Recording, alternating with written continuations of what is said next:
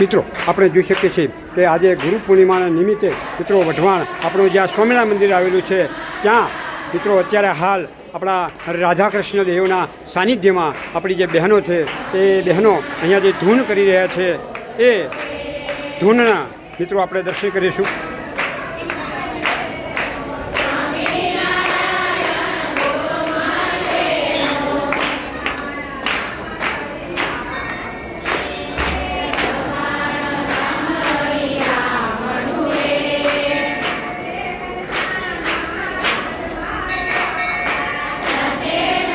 જય સ્વામી દેખાણા.